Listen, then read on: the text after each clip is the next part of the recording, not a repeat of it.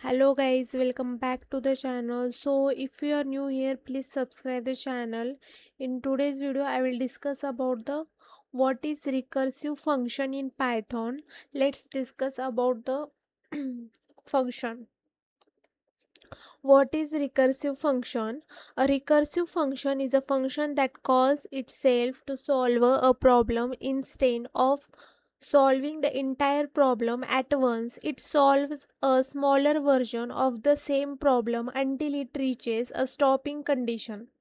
Definition shortly, a recursive function is a function that repeatedly calls itself until a base condition is met. Syntax def function underscore name parameters if base condition returns result else return function name smaller problem. Components of recursion, the first one is a base case, and the what is the base case? The condition that stops the recursion. Without a base case, recursion will continue forever and cause an error. The second one is a recursive case. The function calls itself with a smaller input.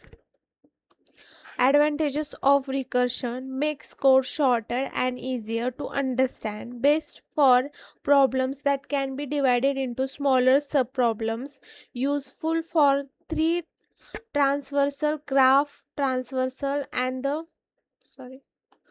the backtracking and divide and conquer algorithms, so reduce the need for complex loops. At disadvantages of recursion: uses more memory because each function calls is stored on the call stack, can be slower than iteration, maybe cause a recursion error if the recursion depth extends Python's limit, difficult to debug if recursion is a deep.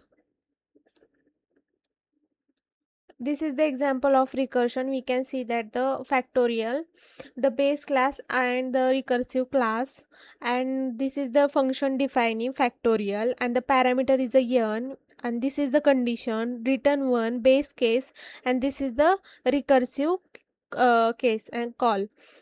This is the factorial of 5 120 output. We can see the how it working.